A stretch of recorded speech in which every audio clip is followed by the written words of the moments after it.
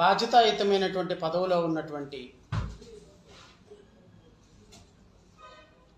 Deputy speaker హోదాలో బాధ్యతాయుతమైనటువంటి పదవిలో ఆంధ్రప్రదేశ్ రాష్ట్రంలో ఉన్నటువంటి ఒక మాజీ ఎంపీయా, ప్రస్తుత ఎమ్మెల్యేనా, కర్మగాలి ఆ ఉండి నియోజకవర్గానికి ఎమ్మెల్యేగా అయిపోయినటువంటి మాజీ ఎంపీ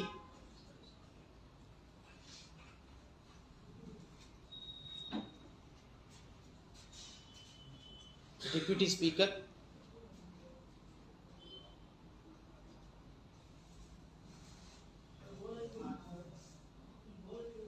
ఉండి ఎమ్మెల్యే విపరీతమైనటువంటి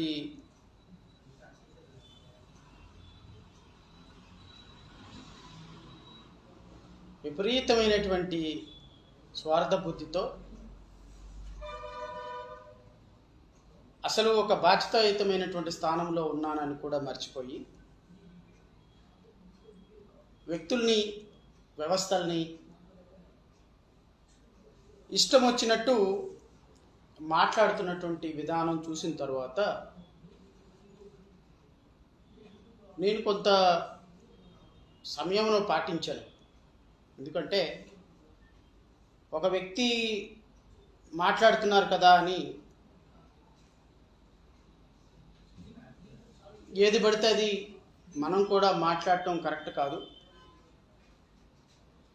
ఎందుకంటే అతను మాట్లాడేదానికి ప్రతి సందర్భంలో మనం స్పందించడం అనేది బహుశా ఆయన స్థాయికి కరెక్టా కాదో నాకు తెలియదు, కానీ బట్ ఒక సాధారణమైన న్యాయవాదిగా ఉన్న నాకు కూడా స్పందించడానికి కొంత ఇబ్బంది అనిపించింది. సరే, అల్టిమేట్గా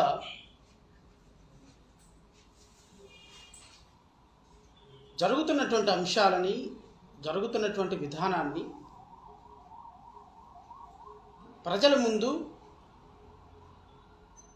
వాస్తవాలని పెట్టాల్సినటువంటి బాధ్యత నా మీద కూడా ఉంది. కాబట్టి ఈరోజు మీడియా ముందుకు రావడం జరిగింది. రఘురామకృష్ణంరాజు అనేటువంటి ఒక వ్యక్తి యాటిట్యూడ్ మీ అందరికీ తెలియంది కాదు, రాష్ట్ర ప్రజలందరికీ కూడా తెలియంది కాదు. ఎందుకంటే ఒక వ్యక్తి మీద సహజంగా ఒక వ్యక్తికి ఒపీనియన్స్ ఉంటాయి, ఒక వ్యక్తి మీద పర్సనల్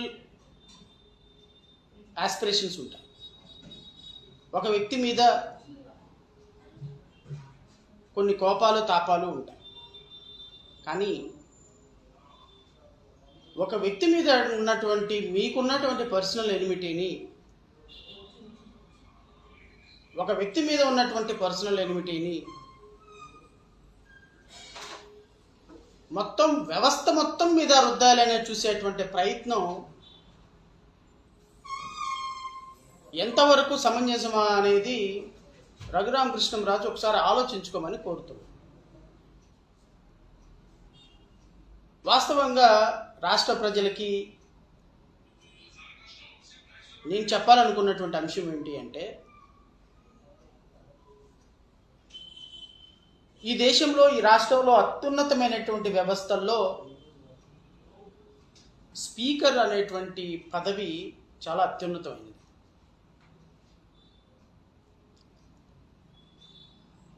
స్పీకర్గా ఉన్నటువంటి వ్యక్తి పార్టీలకు అతీతంగా,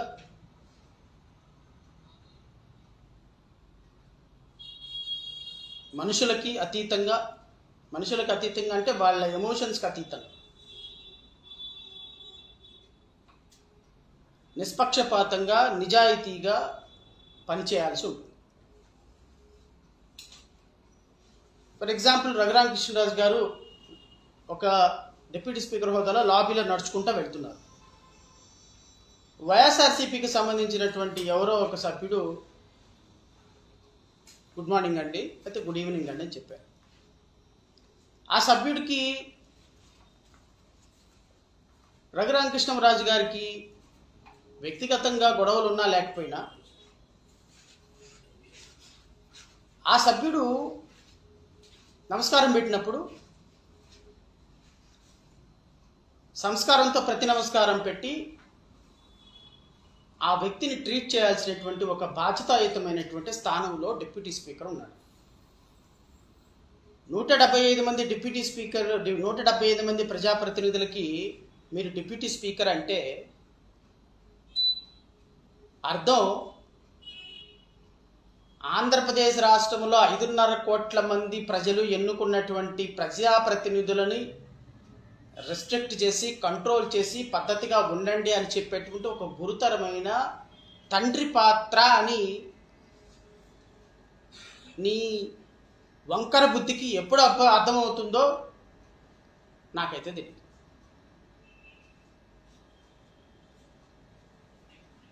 ఒక గౌరవప్రదమైనటువంటి డిప్యూటీ స్పీకర్ పదవిలో ఉండటం అంటే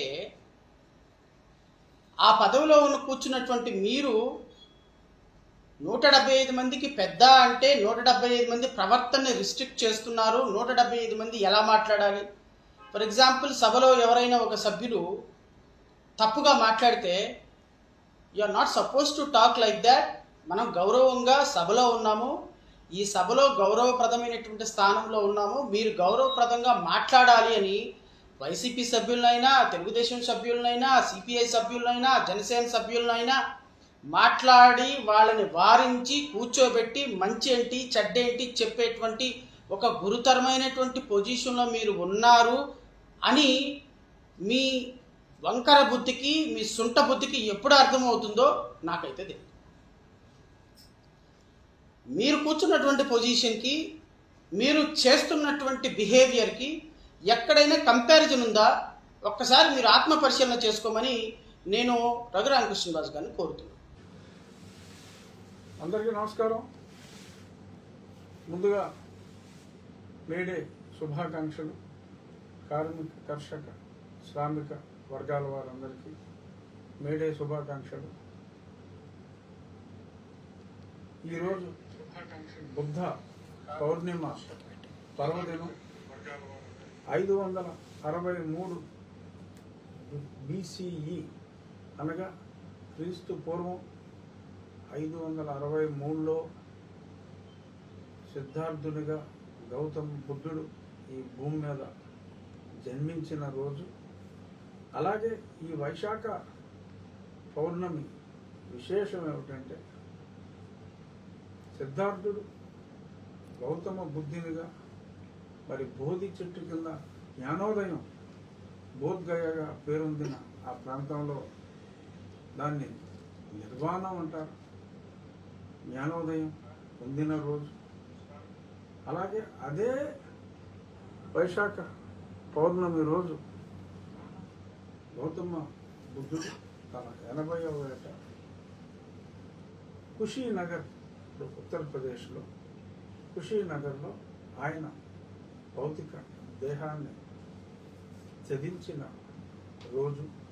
ఈ మూడు కూడా ఆయన జీవితంలోని 3 ఘట్టాలు ఇదే రోజు, ఈ వైశాఖ ఈ పౌర్ణమి రోజు రావటం.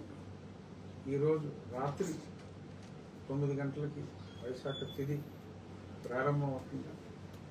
ఈ సందర్భంగా మహానుభావుడు గౌతమ బుద్ధుని స్మరించుకుంటూ ఇక మన విషయానికి వచ్చేద్దాం.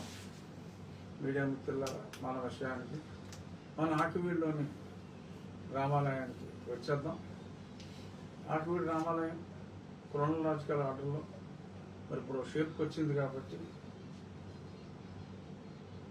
ఈ గత మాసం 15వ తారీఖు మరి జడ శ్రావణ్ కుమార్ గారు మరి ఎందుకో ఆయనకి ఏమాత్రం పరమత సహనం ఇసుమంతి అయినా లేదు.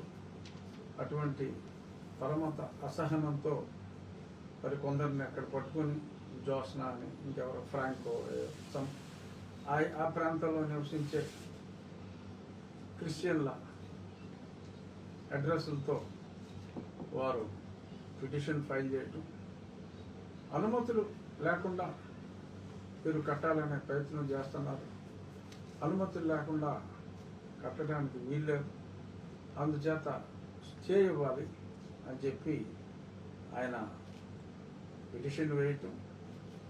మేము ప్రభుత్వ న్యాయవాదులు ఆ రోజు నేను కూడా అక్కడ ఉండటం సంభవించింది.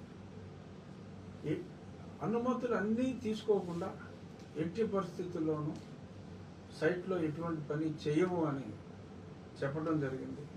అయినప్పటికీ జడగారు అదే పనిగా ప్లీజ్ సార్ స్టే సార్ అని అనగా న్యాయమూర్తి గారు దానికి ఒప్పుకోలేదు.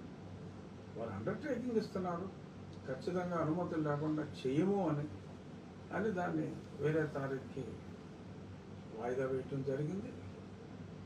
ఆ తర్వాత మరి ఆయన గత పెండింగ్లో ఉండగానే ఒక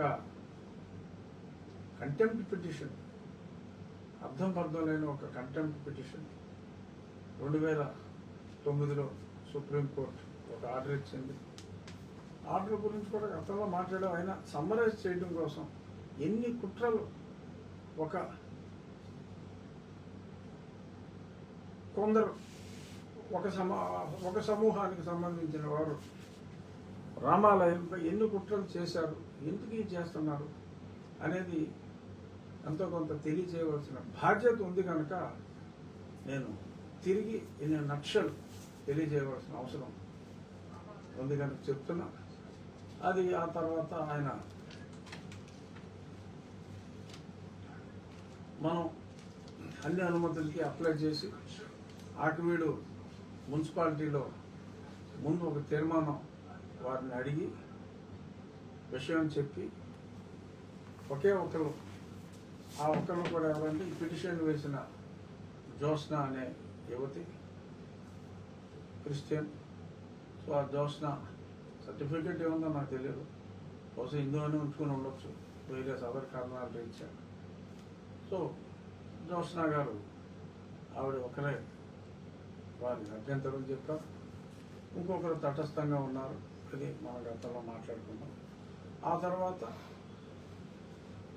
కలెక్టర్ గారికి అప్లై చేయటం, కలెక్టర్ గారు కింద తహసీల్దార్ గారి దగ్గర నుంచి ఆర్డీఓ గారి దగ్గర నుంచి రిపోర్ట్స్ అన్నీ తెప్పించుకొని గత 80 సంవత్సరాల చరిత్ర క్రోనలాజికల్గా అక్కడ రెవెన్యూ రికార్డ్స్లో ఏముంది, ఆర్ఎస్ఆర్లో ఏముంది, హానీల్లో ఏముంది, అలాగే కొద్దిమంది అక్కడ ఉన్న వాళ్ళతో కూడా చర్చించి కలెక్టర్ గారు రామాలయం స్థానంలోనే మళ్ళీ పునర్నిర్మాణం జరుపుకోవటానికి అనుమతి ఇవ్వటం.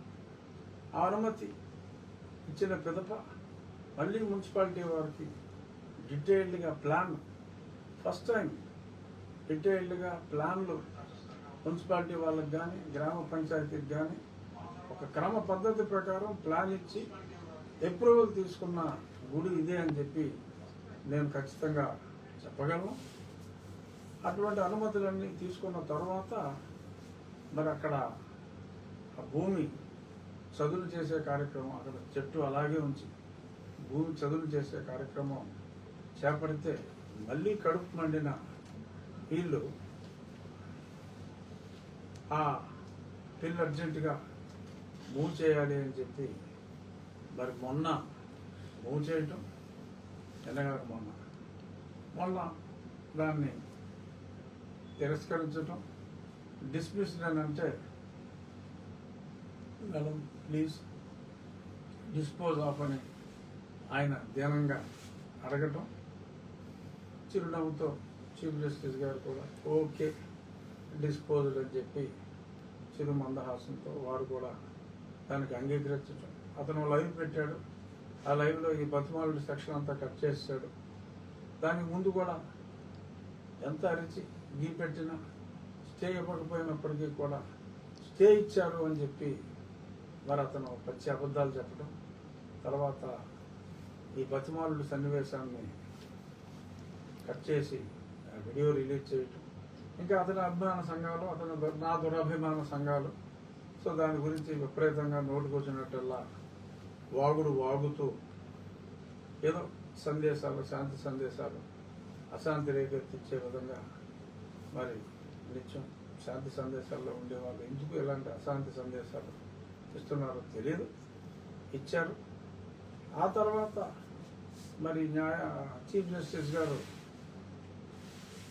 ఆల్రెడీ ఒక రిట్టు ఉండగా ఎలా వస్తావు అన్న పాయింట్లో కొట్టువేసినందుకు మళ్ళీ ఆ రిట్ కోర్టులోకి వెళ్ళి నిన్న ఉదయం మళ్ళీ నాకు లంచ్ మోషన్ కావాలి, చీఫ్ జస్టిస్ గారు వెళ్ళమన్నారు అని చెప్పి లంచ్ మోషన్ రావటం, ఆ లంచ్ మోషన్లో మళ్ళీ వచ్చే అబద్ధాలు, ఎటువంటి అనుమతులు లేకుండా వీళ్ళు అక్కడ అన్నీ పడగొట్టేశారు. ఆ పాతవి ఓ నిమిషం రచ్చబండ అంటాడు, ఓ నిమిషం గొంతేనం అంటాడు, ఇంకో నిమిషం సత్రం అంటాడు, అలా రకరకాలుగా అతనికి క్లారిటీ లేదు. ఏదో నోటుకు వచ్చినట్టు మరి వారి వాదన పటిమని అక్కడ ప్రదర్శించారు. మా తరపున సీనియర్ న్యాయవాది వైవి రవిప్రసాద్ గారు, ఆయన శ్రీరామ భక్తులు, వారు మొత్తం అనుమతులన్నీ చదివి వినిపించి అనుమతి ప్రతులన్నీ కూడా మున్సిపాలిటీ క్లియరెన్సులు, కలెక్టర్ గారి అనుమతులు అన్నీ కూడా అక్కడ సబ్మిట్ చేశారు. ఇంకా విధి లేని పరిస్థితుల్లో ఆయన అలా అయితే ముందు అనుమతులు లేకుండా చేయడానికి వెళ్ళారన్నమాట. ఆ తర్వాత అనుమతులు ఇవ్వకూడదన్నాడు. సరే పట్టించుకోవాలా, అనుమతులు ఇచ్చారు. అతన్ని ఎవరు పట్టించుకుంటాడు? అతని ఇవ్వద్దంటే మానేస్తారా? చంద్రబాబు గారిని 5 కోట్లు అడిగాడంట నా కాన్స్టిట్యున్సీకి. ఇప్పుడు ఆయనే చెప్పాడు అది ఇవ్వలేదని చెప్పి ఆయన ఓన్ స్టేట్మెంట్ ఉంది. సరే ఇప్పుడు అది ప్రస్తుతానికి అప్రస్తుతం. ఏదైనప్పటికీ మరి అది కాదంటాం. ఈ పిటిషన్లో న్యాయమూర్తి గారు చాలా స్పష్టంగా అనుమతులన్నీ చూసిన తర్వాత ఇంకా మీరు మీ ఆలయ నిర్మాణం కొనసాగించుకోవచ్చు అని చెప్పినప్పుడు, అలా అయితే నేను ఈ అనుమతి ఇవ్వటం మీద వేసుకుంటాను సార్ అంటే ఏదో వేయటం అలవాటు అయిపోయింది అతనికి.